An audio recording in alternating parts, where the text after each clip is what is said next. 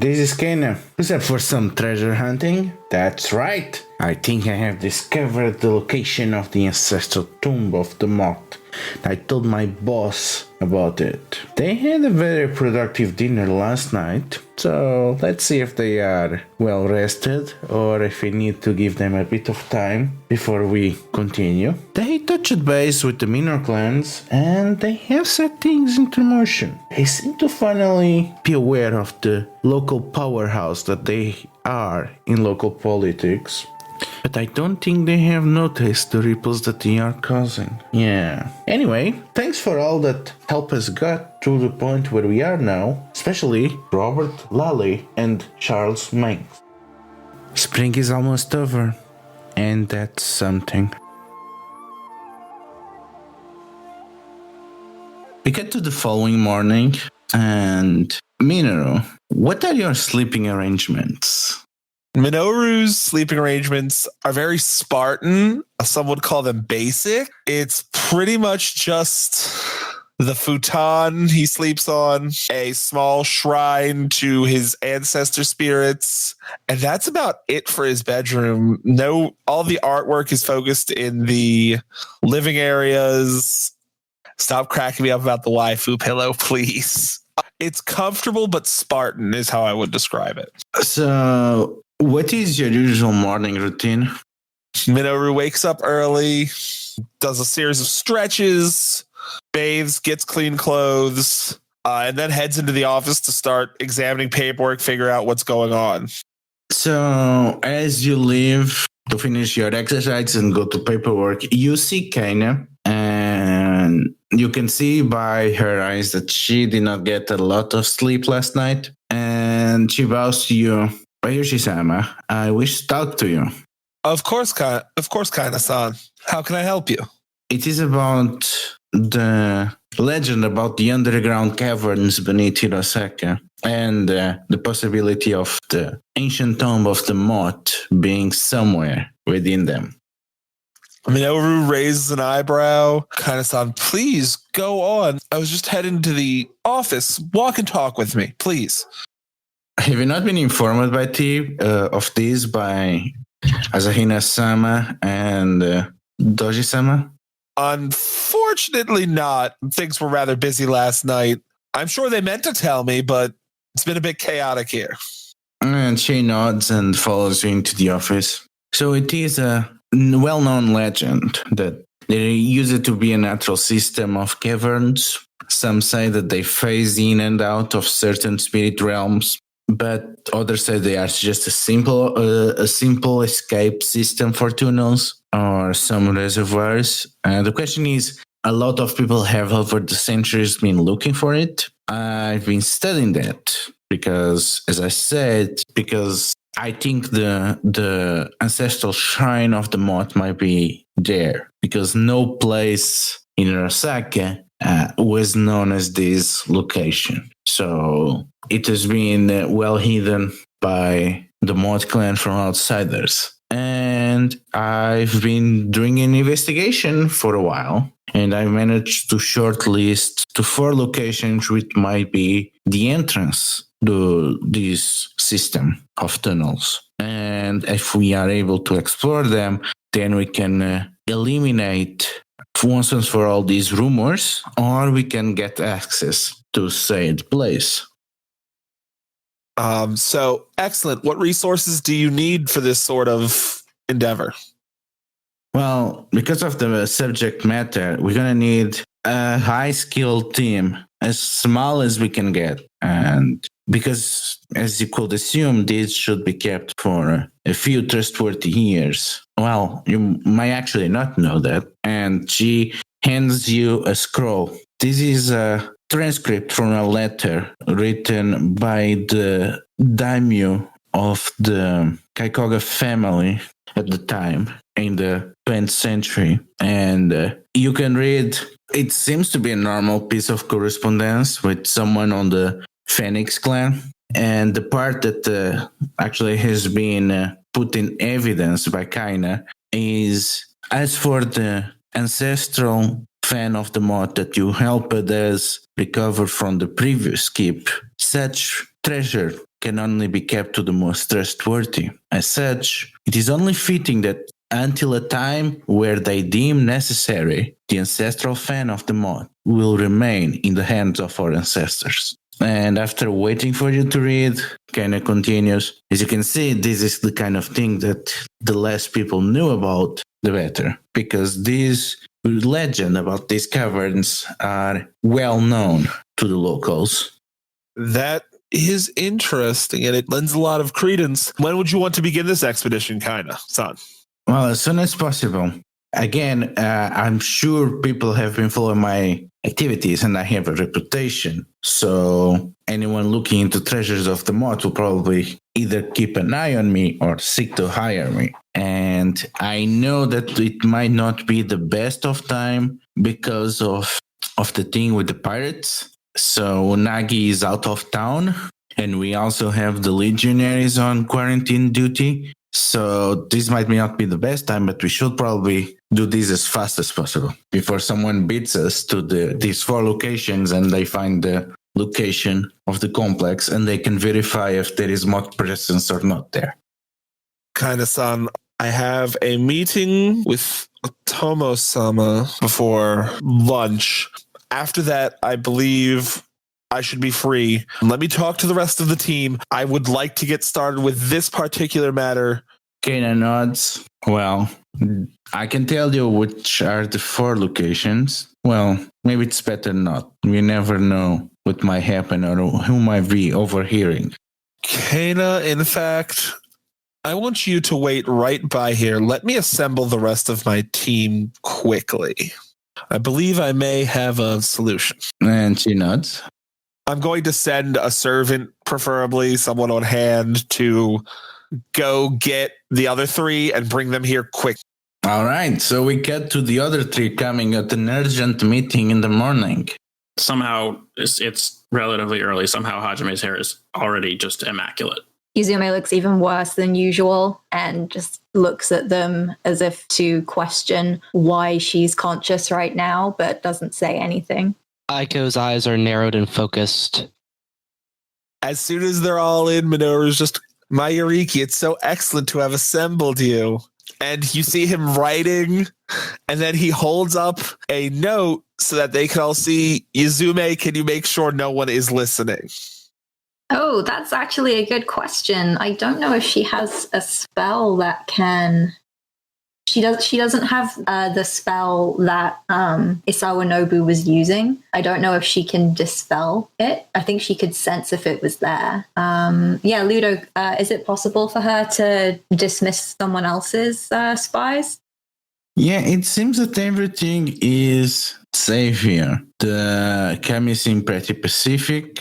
Nobody has been listening. And yeah, nobody seems to even have been trying to importune them in any way. In fact, they actually feel a bit disgruntled that they have not been offerings to them lately. Oh, he was spying on us for a long time, wasn't he? Okay, so Kaina unrolls a map and starts pointing. One of the locations may be, well, these are the 4 suspicious entrances, the only places which I have not eliminated. One is here, and she points to the granary. This is one of the granaries, and it has been heavily guarded for some time for no reason we know. So we will need authorization from the local authorities to go there. I don't know why they've been so focused in guarding a granary, especially one that, from what I talked with the peasants, seems to be empty. The other one is a small gambling house. It's called Dwindling Fortunes, and it's here near the Crumble Dockyards. And another one is on the carpenter shop here in the corner between the temple and samurai districts. And finally, there is a guest house in the back of the temple of Shinsei that has been abandoned for a while now. But there were rumors there about guests appearing and disappearing. So within there might lie a passage into the underground caverns. All right, my Yuriki. I have a meeting with Kazuko-san soon, and I would like to confer with Aiko before that. In the meantime, here is my current plan, and I welcome you all to voice your opinion. Yuzume-san, Hajime-san, I'd like if you would go with Kena to investigate this matter. You are both our most in touch with the spiritual world. Aiko and I will deal with the courtly matters we have to deal with today. Very well, my lord. Do you have any recommendations as to where we should start? Try the carpenter's shop. I don't know. Seems lucky to me. Hey, Ludo, can I do that? Can I do that thing that I do sometimes and just try to sort of get a gut feeling about one of these locations? Is that a thing that I can do? Yeah, you get the feeling that it would be a bit weird if it was on the granary, because you have been all over it. Ichima's people have been all over it. You're pretty sure your legionaries have now been around it, and it will be very weird if none of them have reported to you. So you probably think it's definitely not in the granary. I don't know if I say anything then, since Minoru already suggested the carpenter shop. I don't feel like I need to bring that up. If we talk about it later, he might bring it up. Since this does seem to be an urgent matter, if there's nothing else that you need, my lord, then the rest of us should be going. Absolutely. After Aiko and I converse and have our morning meetings, I will try and catch up with you all. I'm sure when I need to find you, I'll figure out a way to. Yuzume stands up, gives everybody a polite nod, and shuffles on out. Hajime does the same.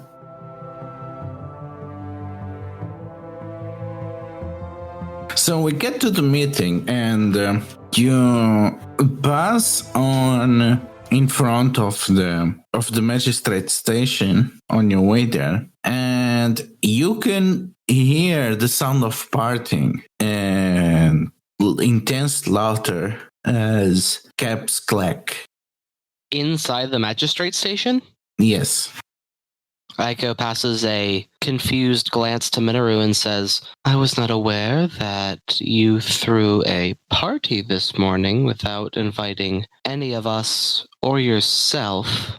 Curiously enough, Aiko-san, I don't remember throwing a party that I did not invite myself to, but I do so love surprises. It is in your character to enjoy such things.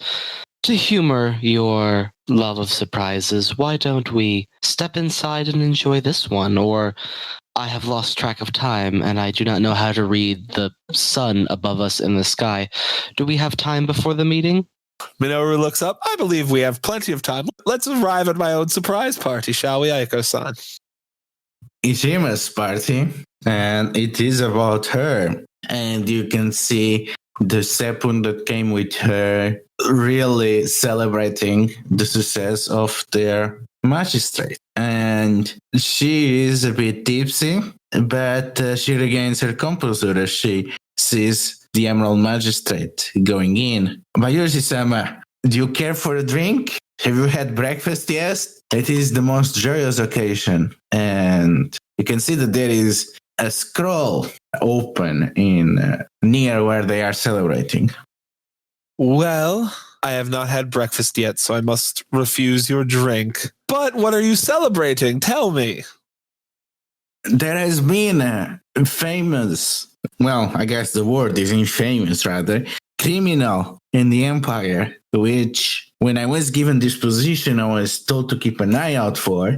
But turns out that they are no longer going to be a problem, and we are celebrating their demise. Ludo, is it appropriate? Would Aiko pick up from the situation that she's implying she dealt with it, or it's not like magically taken care of? She dealt with it, right? It is vague enough for her to claim credit.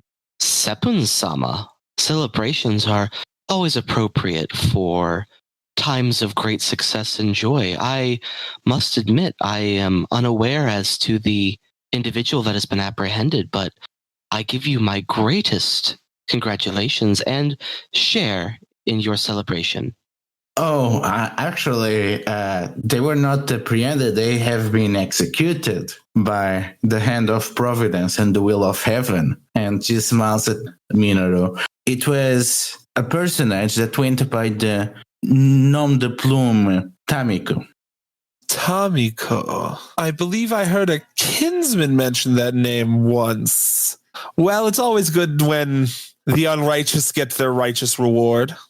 Yes, I think you will find a big sense of humor in this. And she clumsily waves towards the scroll on the table.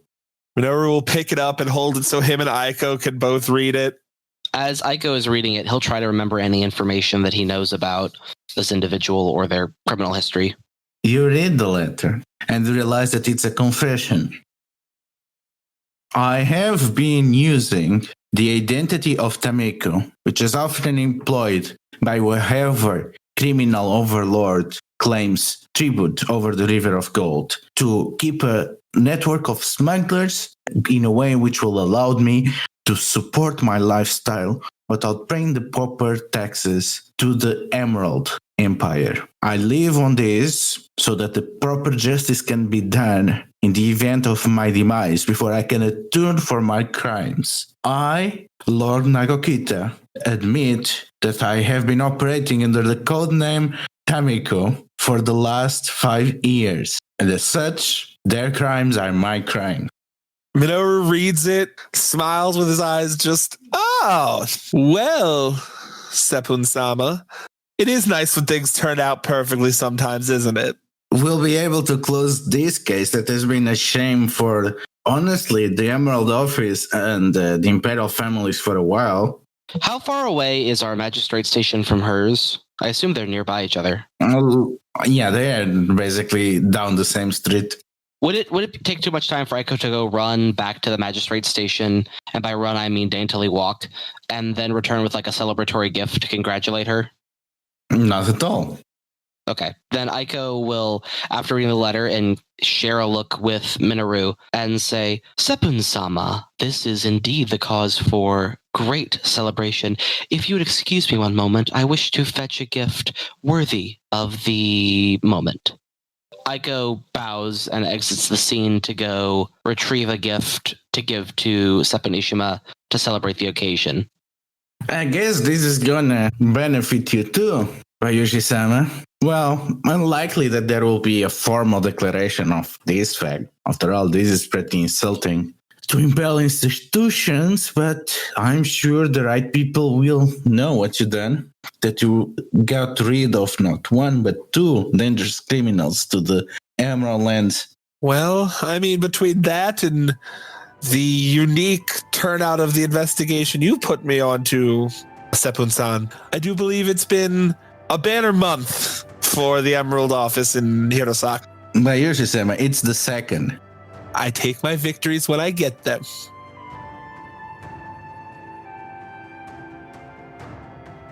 Where are you going with Kainetu? I guess we should go with Minoru's first suggestion. I still feel like the guest house behind the temple may be second. And there is this smell of new resin coming from the district, and it is intoxicating. And it is a street that is dedicated to high-class artisans. So they are basically spaces in which they produce the high refined, high quality tools which samurais then can use on the final steps of the process for the things that they create. It seems to be quite a big carpenter shop. It's a 2 floors building, pretty extensive, and it is uncannily empty. You can hear the sound of machinery from the inside. There is this layer of sawdust that seems to cover the air around it, but you can only see the shadow of one person working inside. Hello, good morning. We are here with the Emerald Office. I was wondering if we might be able to have a look around briefly. And it is a bald man on his 50s with a 3 days beard. He seems to focus his eyes, as if not believing. Oh, Samurai-sama, I'm honored to have such guests. Please, come to me to the office nearby. I have some samples for you to see. Don't mind the workshop. Ludo, are there any examples of his work just sort of around, even if it's unfinished, that I might be able to look at and see, just kind of really quick assess the quality of his work? Here you cannot see much, but when you get to the office, you can see a lot of planks of very fine wood, some pretty rare wood even, and you can see some examples of the crafts that were done with these. And most of it seems to be pretty utilitarian, except for what seems to be like the statue of a prancing horse that is on a prominent position. Would it be safe to assume that he worked on that, or that it does not look like something that he will have worked with, because compared with the other pieces, which, they seem to be wooden nails and joints and chairs, it seemed to be all kind of practical things. And this really does not seem to be fit the rest. Gotcha. Okay. I'm only asking because I want to make sure that if need be, I can distract him and be like, oh yes, let's talk about chairs. So yeah, I'm going to go ahead and just follow him to the office and just say, of course, it would be a privilege to discuss your work. And I think as I do that, I sort of look over my shoulder at Yuzume and Kana and just kind of nod at the rest of the shop. Yuzume nods back and turns to pretend like she's looking at some of the wares on sale. As you two are walking around the workshop, Kana looks around and discreetly, as if she's fiddling with her prosthesis, she drops what seemed to be some kind of gear. And as she gets to pick it up, you can see she drops some kind of spheric metal balls, and she looks as they move across the carpenter's shop. Assuming that Kana doesn't need any help, Yuzume will watch to see where they roll to, just to see if there's a indent in the floor. He'll follow them along and watch. In the background, we hear Hajime trying to talk with any amount of understanding about wooden joinery and failing utterly, but trying to sound very interested. So what might give you in particular, Samurai-sama, we have not had many clients. In fact, I'm the only one working now. I had to let go of my apprentice and my journey folk. That must have been very difficult. I am so sorry to hear it. And yet the work that you do is so necessary and so valuable. I must say that you are using some very fine woods here. You seem to provide a lot of things that are very necessary for any household. Unfortunately, there have not been samurai around to buy it. And I'm still doing a bit better. It's even worse with the other members of the local guild. The cheap labor that came from the Imperial Carpenters and from Mamikake have ruined completely the livelihood of the carpenters. I mean, it's not only us. It's been really hard for everyone. Okay, at this point, Hajime has actually started to get invested because he doesn't like that. He's the whole, his whole thing, or their whole thing here is they're trying to help Hirosaka. So now he actually is starting to care about this. He says, of course, that makes a good deal of sense, though I had not necessarily thought that far myself. I can assume at some point in the near future, we will have more samurai moving in, and certainly I will try to ensure that they are employing you and the other local carpenters. I will bring it up to my magistrate and see if we can perhaps start funneling some business your way. He does not seem very convinced that this is going to change the tide, but he respectfully nods. On the workshop, Yuzume and Kana, you follow the beads and they seem to be pulling around near what seems to be a heavy machine. It is tied to what seems to be like a flowing waterway that derives from the river of gold outside. And this powerful hydraulic thing with what seems to be a wooden pedal and various handles. It seems to be a strange apparatus that seems to rotate alongside a single axis. Whatever it is, it's the biggest machine here. And in fact, you never saw a carpentry tool like this tied to the motion of the rivers. Even if you have no idea what this is, it is relatively impressive and probably a work of art by itself. Well, if one would appreciate that. Seems that kinda does. Well, it is underneath this thing. This is way heavier than the other lattice that I know, but I'm not even sure that we can move it on our own. We may not be able to move it on our own, but perhaps there's another entry, perhaps into a cellar. We could try to find a way underneath there or from the outside, perhaps. Yeah, we can try, but yeah, it's definitely not on this workshop.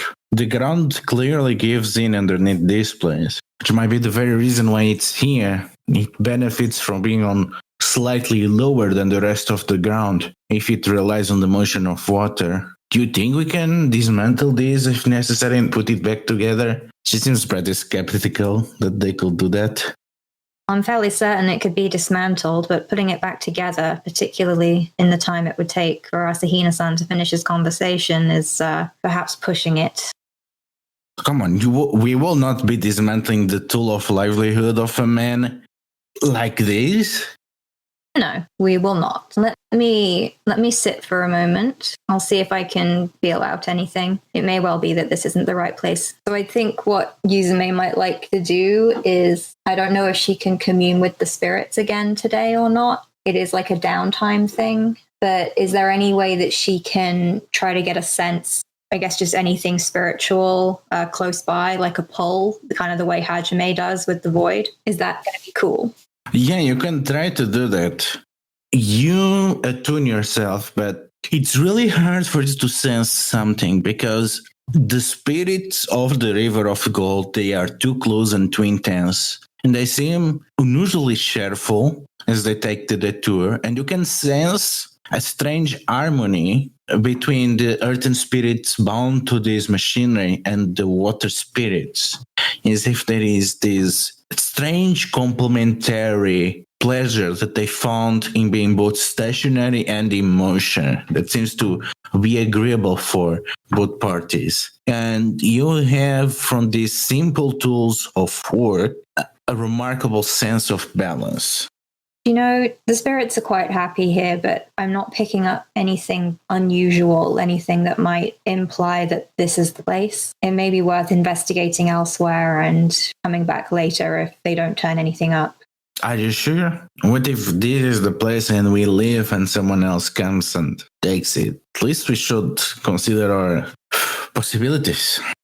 Okay, so out of character, I think that this might be the place because it's a lathe and you've had lathes popping up. I'm just not quite sure how to go about finding the right place. Or not the right place, but like the right way to do this without wrecking the machine. Well, I can ask the guy.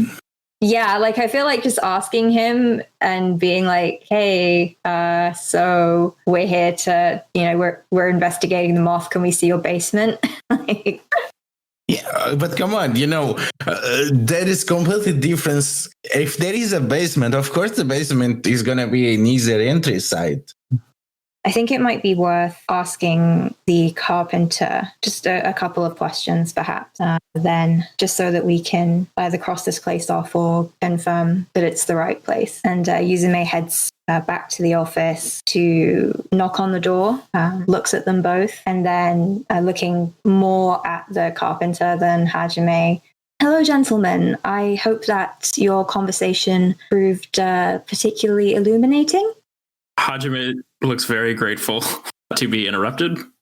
Asahina-sama has been very kind to Tadashi and has entertained my foolish words. How may I help you, Soshi-san? No?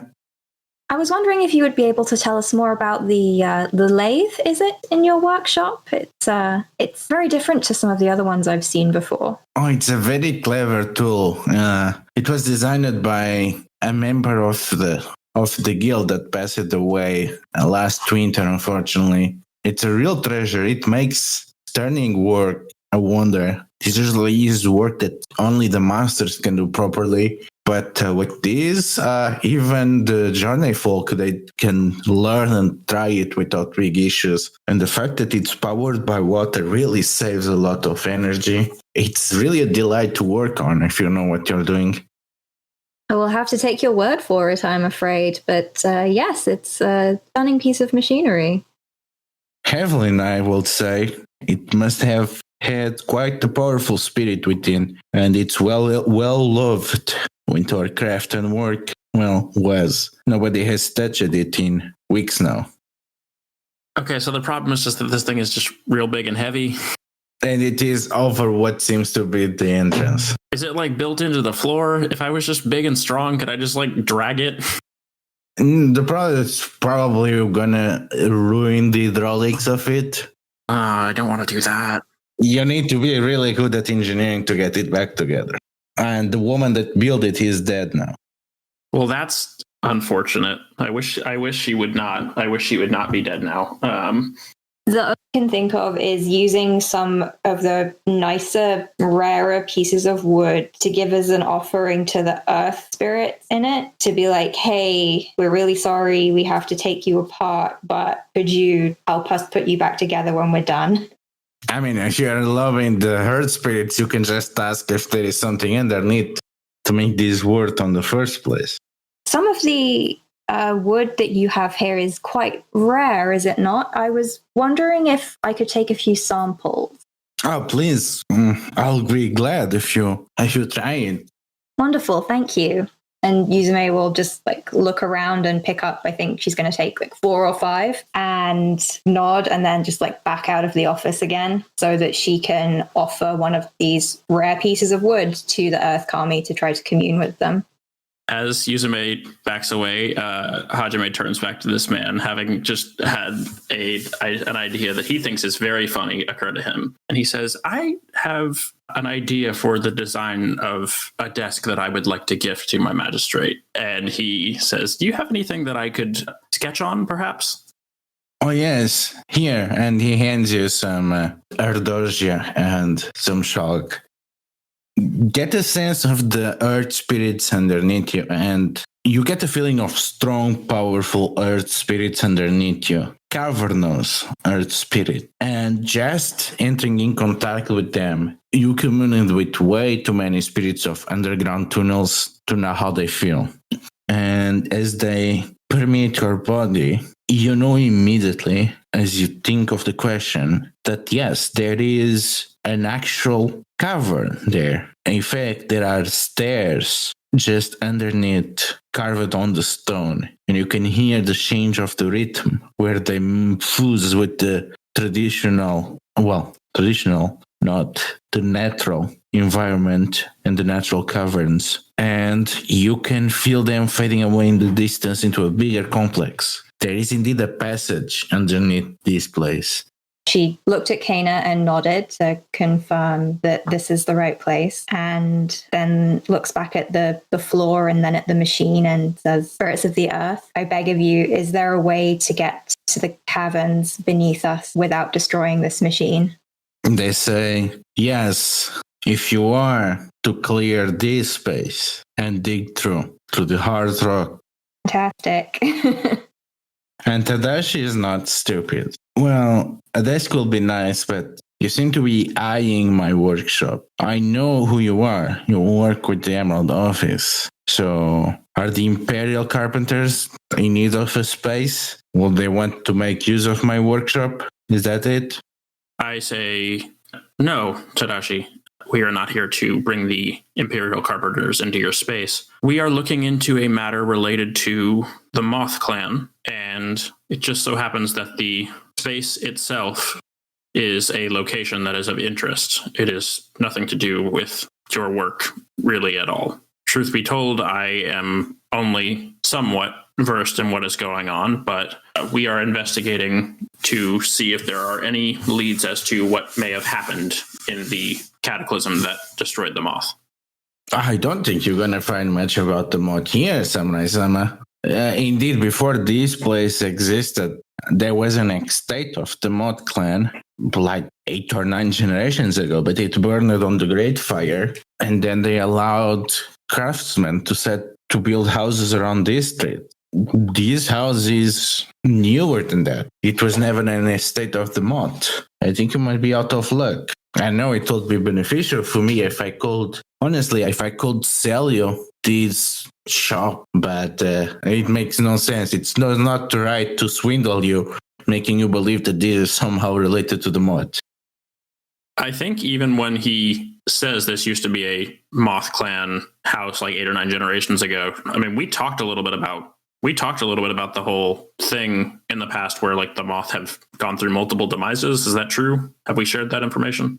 I think that is kind of at least been implied between each of you. But I know it has been implied by the Falcon last night. I think then I would, in hearing that this used to be a Moth Clan estate, I would certainly be surprised. And he said something about being willing to sell me his shop. Would he be willing to do that? Do I have enough money to buy it? I mean, what is money? You're a samurai. That's fair. Oh man, I want to buy his shop. I don't necessarily want to like put him out of his future livelihood. I mean, you can make an appeal to your family or your lord. Your family might be interested in the machine because the Asahina are very big on Namuranai, and if this is powered by spirits, then it's a Namuranai. That's true. Could I... Also, you are a crane, and a thing that makes pretty things is worth looking into sometimes. Yeah. Yeah, but you're gonna probably have to break it. Yeah. But maybe his family could rebuild it. Maybe they would be interested enough in what it is to rebuild it and try and invite the spirits back to make it work again. Could I buy this shop and then basically like just get this guy like patronage from my family? Could that be a thing I could do? Just like in perpetuity? You can try. I will do that. I say to him, I would like to be honest with you. This property is potentially of great value both to Hirosaka and to the Emerald Magistrate. I would like to purchase it from you, and I would like to pursue seeking my family's patronage in ensuring that your craftswork is continued. My family, if you know anything about the Asahina, we are a people who enjoy fine craftswork, and I would like to extend our patronage to you, if at all possible. Why is this so upsetting to Hajime? Why this should be just, getting some asset? Why is this so emotionally wrought? I don't think he's ever done this before.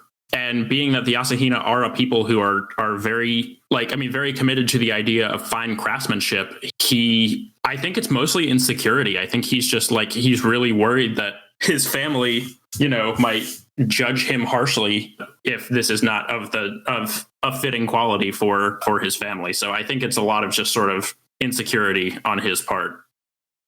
Tadashi is delighted, and as you go over the details, and this deal seems pretty safe, I need to tell this to my husband. Place is yours. And he rushes off, takes the horse. Before he goes, if I can, I think I would if I have some pocket change, I would hand it to him. And I say, I look forward to future business with you. And please enjoy some drinks today with your husband on me. He seems even more eager and just flies away with his personal belongings back. And kind of is frowning. You should not have done that last bit. And why is that? You heard him talk. He's a leader of the local carpenters guild, and he just sold this place, and he has extra money to spend in drinks. I give 1 or 2 hours before everyone in Hirosaka knows what happened. Can I run after him immediately? I'm not kidding. Yeah, but as you start running, kind of say, stop. This is gonna get out sooner or later. It's just gonna be sooner. If you're gonna run somewhere, you should get the magistrate. We need to go down fast. Yeah, just before Hajime completely forgets himself and just starts sprinting through the street like a maniac, he says, "Yes, no, of course you're right. I will head back to the magistrate station and seek others to make sure that the location is secured." Meanwhile, we see the others, which are meeting with our dear in Otomo Kazuko in one of the back rooms. And she is accompanied by someone familiar. So, Aiku, how has Otomo Hideko changed since the last time we worked together? He is significantly balder and looks like he's gone through a lot of stress.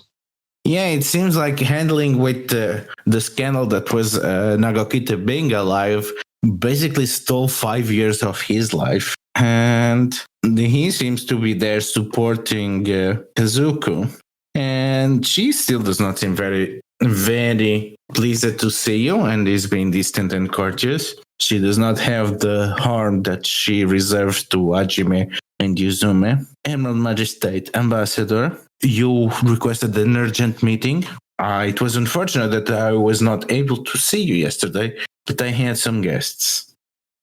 But Otomo-sama, I feel like I've been neglecting my duty to you. I understand you have a unique proposal for the future of Hirosaka, and I have been so busy dealing with all of the local problems that crop up, I haven't had time to hear it from your own mouth. So please, inform me of what your plan for the AAZ, I believe I've heard it called? The Autonomous Administration Zone, yes. I thought you already made your choice because you had the two guests, the two pretenders of the Moth clan, and you also talked with Doji Shizue. I thought you have already decided to see the transference of the Hirosaka region to the control of the Crane clan. Otomo-sama, please. I merely wished to... Doji Shizue is an important personage everywhere. In addition to being a close kinsman of my advisor's master, I offered her as much hospitality as possible, and meeting with the claimants of the Moth was simply me attempting to understand the future of Hirosaka from every angle. I have made no choice at all. I intend to make one soon, and I thought that you deserved as much of a chance as they did. Well, the principles of the Autonomous Administrative Zone is the same principle that you should be familiar with the Emerald Office and the Imperial Legion. It's an endeavor of cooperation. It is going to be 6 clans, maybe 7, that gonna be not only sharing the burdens, also sharing the profits of this endeavor. All clans will benefit. There'll be no workarounds. Basically, everything that is result of the prosperity of the zone remains in the hand of these 6-7 clans, and they're gonna be rewarded according to that.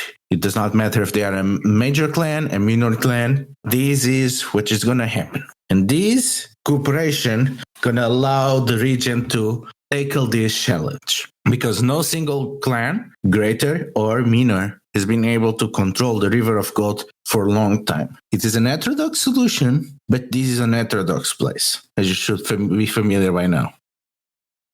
It also ensures that not one clan gains too much power, a principle that is reasonable in this time of unrest throughout the Empire, and a common perspective from the Imperials. I see the intent behind the construction of the organization between the clans.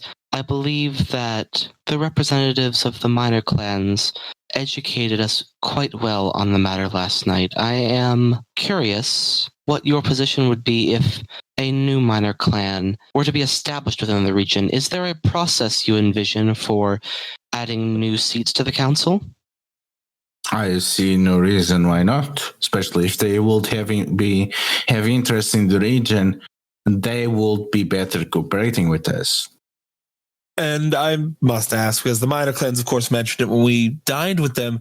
So your current plan for the council is 3 seats for the minor clans, 3 seats, 1 seat each for the crane, the unicorn, and the crab, and then 1 seat above all the others to act as a veto and proposal vote, correct?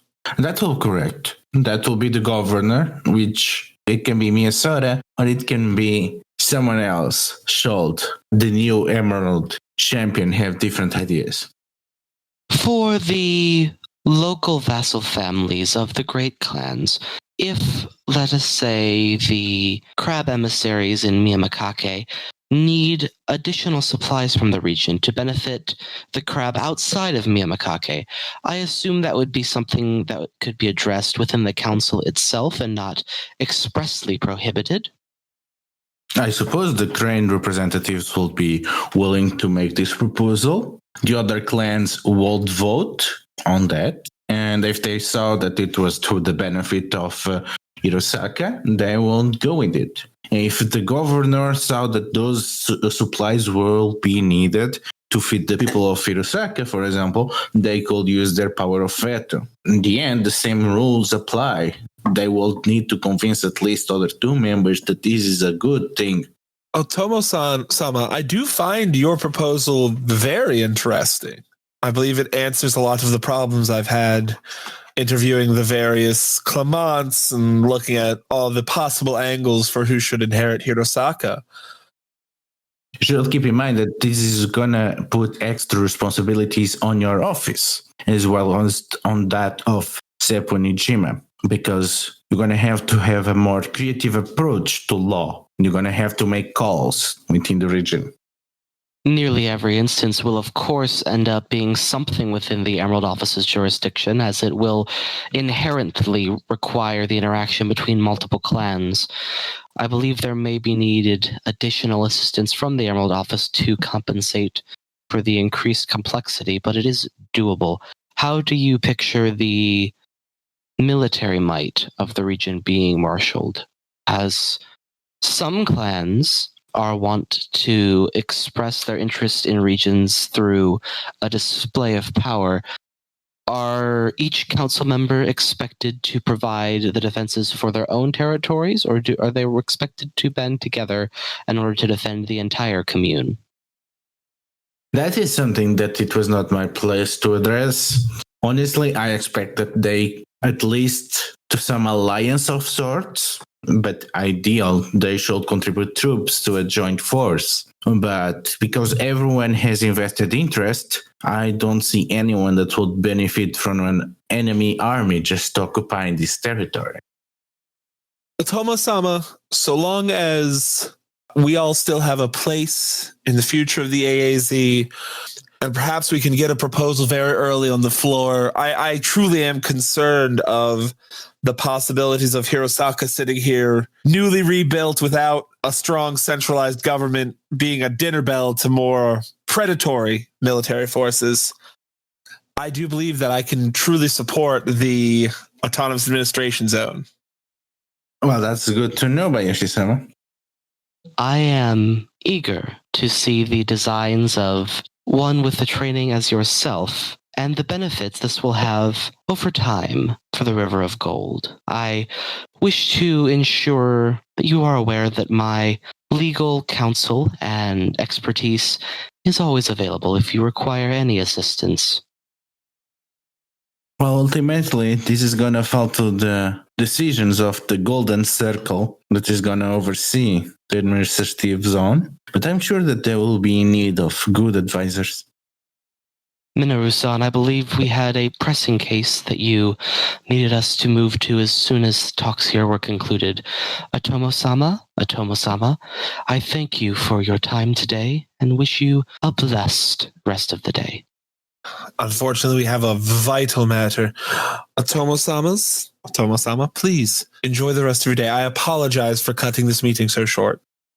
One moment. Otomo-san, please leave us. And Hideko leaves the room, and Kazuko rises and moves towards one wall. You were perceptive, Doji-sama, when you said that in these distressing times when it needs a place of peace. Have no illusions between the death of Doji Satsume, between the great hail and the tsunami. Well, there is great chaos and turmoil in the land. There might need a time when the Sign of Heaven will need a safe retreat. It is my intention that this be it. I want this place to be a unique corner of harmony and prosperity, safeguarded of whatever imbalances and turmoils are out in the Empire. If you agree with me, we can work together.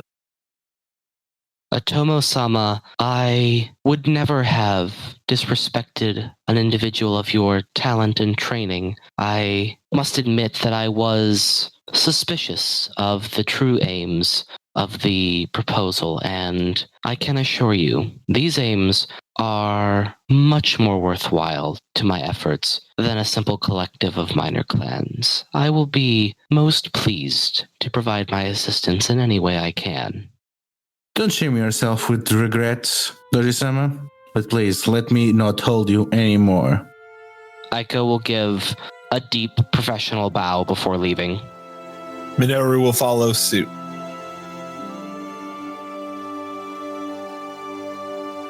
So we get back to Hajime's carpenter shop, where we have the 5 of you together. My new carpenter shop. Bayushi-sama, Doji-san, Asahina-san has managed to secure us the location for a couple of hours by becoming the owner of a new business. We should hurry and dismantle this machine so that we can make our way into the caverns beneath. Before we do that, Hajime says, I would like to express to our new arrivals that this machine is potentially completely unique and there is not another like it. So as much as possible, please try your hardest not to destroy it. If we can dismantle it, that would be acceptable, but I would prefer not to destroy it. I can lead, but I have an important question. So it's impossible to lift it. No, as a whole, yes. Okay. And then Minoru is going to look at Hajime very curiously. Just, Hajime-san, did you ask the man who built it the man who previously owned this if they could disassemble it for you? I did not. Hajime-san, I often wonder about you, but I've taken a couple of things apart. Let's give it a shot. Aiko will not assist, but will take careful notes of how you're pulling it apart, if that's possible, to make it a little bit easier to put back together, if that's GM approved. That is actually also assisting. Okay, cool. Then I'm assisting. So you are able to carefully draw every single component of it and properly label it and draw it and where it joins. And it's like 12 pages of instructions. And slowly you are able to dismantle it piece by piece. And you assemble it on the other side.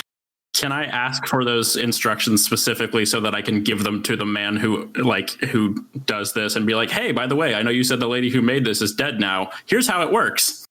Underneath of it, as you're working, you see a stone slab. And it seems to be kept in place by the same hydraulic system that feeds the machine. And Kaine starts trying to release the pressure. And she seems to be struggling, and she puts her prosthetic limb there and struggling against the section. And it seems to be an impossible force that is applied. And you hear a crack as the slab itself breaks, and you can hear kind of scream, 12 hells, as her own prosthetic completely dismantle as metal just snaps. And you can only imagine what pressures will be applied if it was, well, one of your arms. And she's there taking apart pieces of the prosthetic as the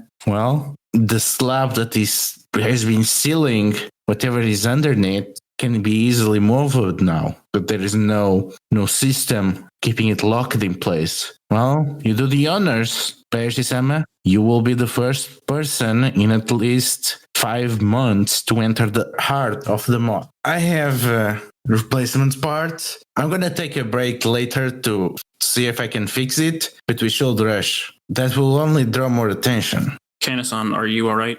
Yes. While they've been looking at it, can Aiko have procured a torch or some sort of light? Minoru will walk over, open it. Well, in we go, my honorable Yoriki. So you go down and you go over the complex. It leads stairs after stairs, and then there are rushing waters. Deep under Irusaka ancient stone, you find carved lanterns, which seem to somehow produce illumination, something trapped within. You keep walking and you find a massive cavern. It is impossibly large. You can find silkworm cocoons everywhere, laying over grave markers, altars, and funerary urns of an absurd amount of graves. And as you approach, it becomes clear that they are graves of the Kaikoga, but they are way more than what you would expect from only a minor clan. And lying in the middle of the formation, you can find a strange candle that is still burning. And Kaina just gets pale as she recognizes it. I was not even aware that they still made those. Can this be a candle of the Moth made from the dreams themselves? Aiko will lean over to Yuzume and softly say, "How rare is this phenomena? I am not familiar." I've never even heard of such a thing. Hajime says, Kaina-san, what does this candle do as far as you know? It was a tool for the highest ranking dream walkers, for the highest degrees of magics that the Moth clan performed. Why would something like this be here? Ludo, to understand that I have a correct perspective of everything going on, as Aiko looks over this cavern of tombs, and it's an incredibly large figure, is the implication that every Moth samurai that has ever died is buried here? Or that this is every single tomb for each Moth that has existed here in Hirosaka? Or that, like, everyone that died in the Calamity is here? Like, what's the scale that... The scale is absurd. It showed, even if it was honoring every single Moth clan samurai ever, this is kind of what you would expect if there was a tomb honoring every single one of the lions that ever lived. This is a kind of amount that I could picture exists in the Kitsu tombs. We should tread very carefully as we go further. And we have to go further. We still need to find what I showed you, Magistrate. We still need to find it. And she points with her arm towards lanterns that the lights seem to have faded away from them, and they seem to be much older than the others. And there is the sound of rushing water even underneath, as if there is an underground river. Then let us go, but go carefully and don't touch anything. I'm gonna stay back for a while, and she points to her ruined prosthetic. Since there is more light here, I'm gonna just make a quick repair and catch up with you. And she looks at the candle, wondering what to do with it. Is there a chance that she's going to take the candle? Like, can we just do the vigilance? She's being honest? Well, it's pretty clear that she's extremely stressed ever since you entered this room. Kaina-san, there are greater treasures deeper in to the bento than there are deliciousness at the very beginning. Sometimes it's better to skip an appetizer. Yes, of course. Especially when this one might end up tasting like fugu. Exactly. I'll catch up soon enough, Magistrate. I know what is the game. I know what is at stake. And Minoru will sigh a little heavy, just... All right, let us continue. But nobody is taking the candle, just to be sure. I don't think it's a good idea. The super important dream Moth candle?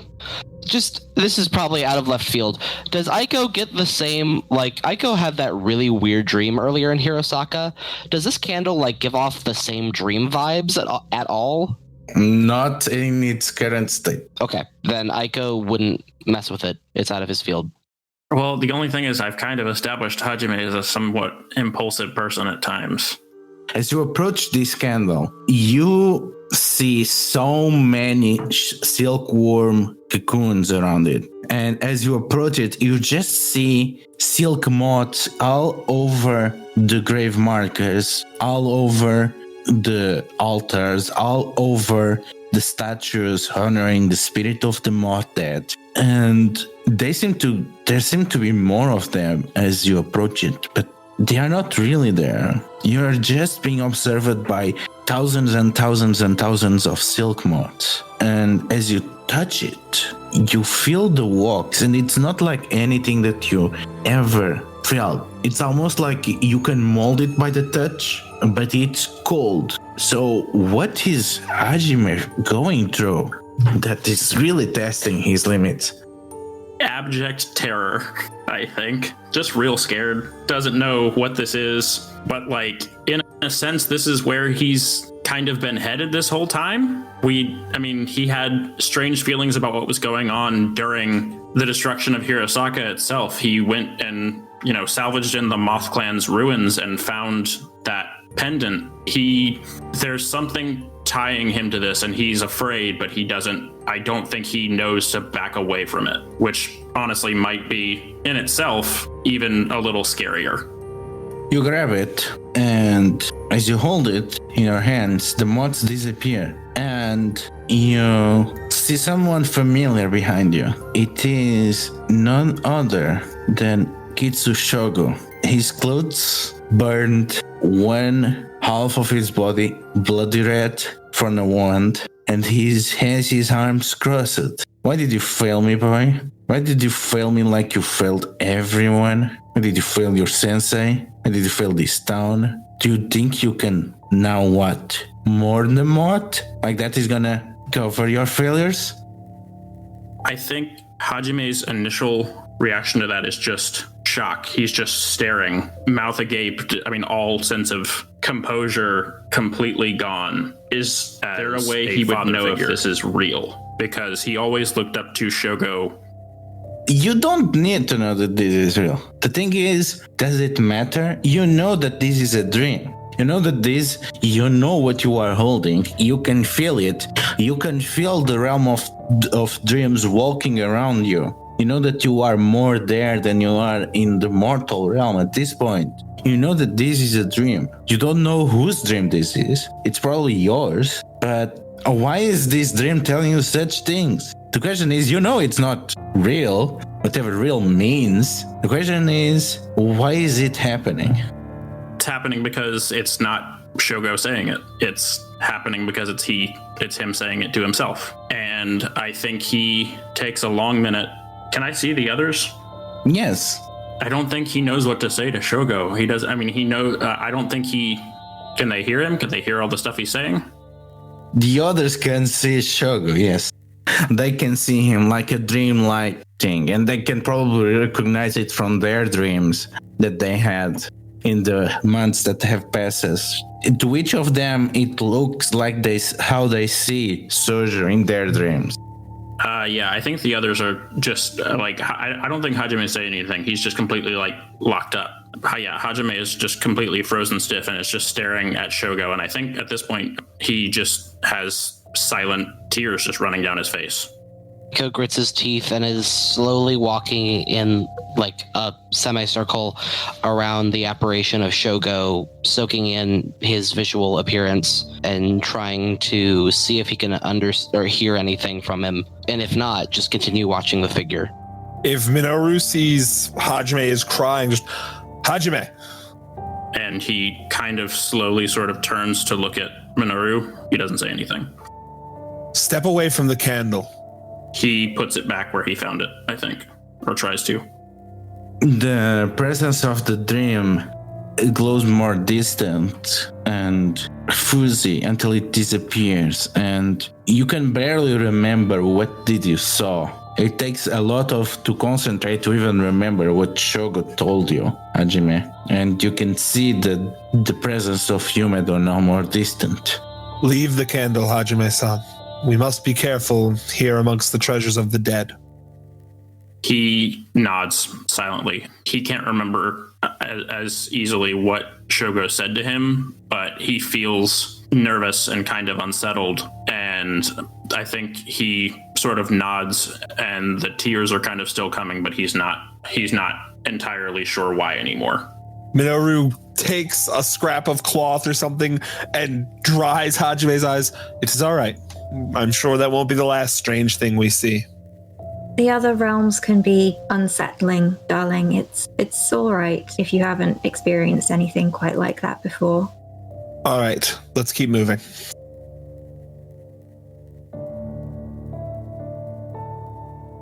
So you continue underneath, and there's a lot of loud rushing water, and you can see more of the old lanterns. You have to rely completely on Aiku's torch, and you are almost deafened by it. You pass around what seem to be various small chimneys that lead into here, feeding this part of the tunnels with oxygen. And that's when you hear gears and the shift of 2 tons of stone separating you from the heart of the moth above you. And from the chimney, you hear Kenna's voice. I'm really, really sorry that it has come to this.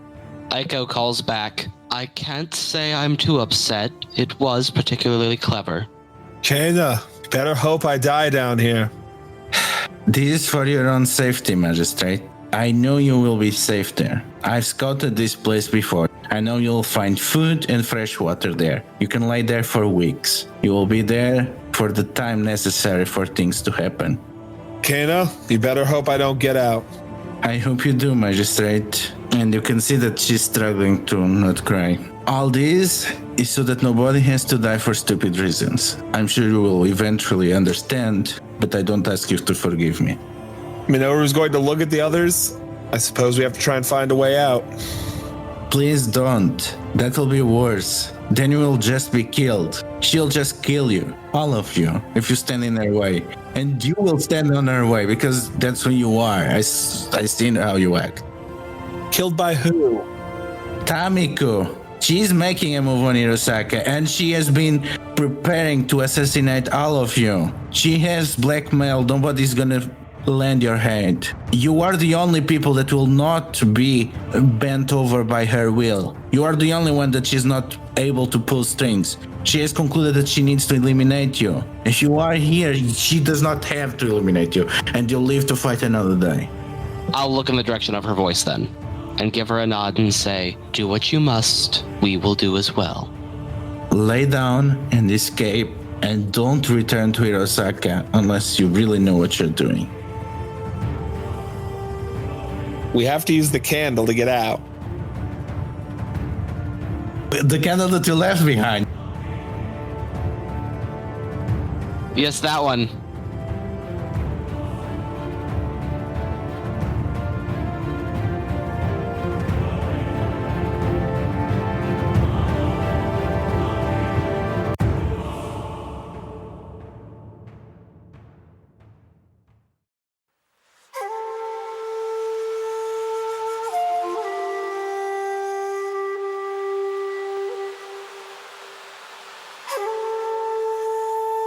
The Emerald Lands, their wonders and horrors were played by Ludo.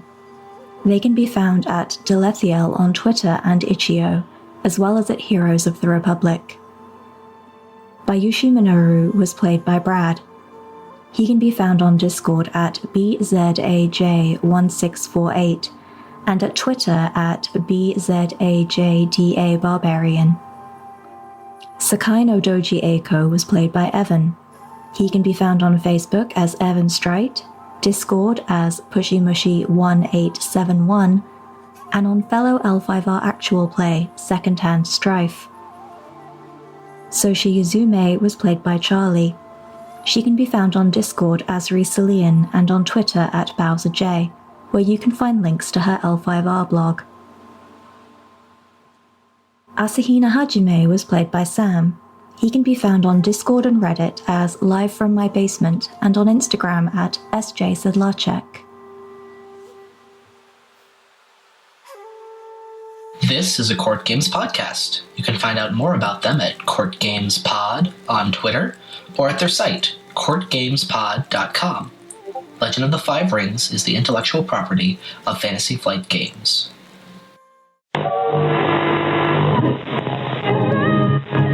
With the correct amount.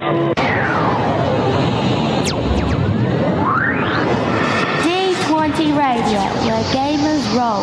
www.d20radio.com.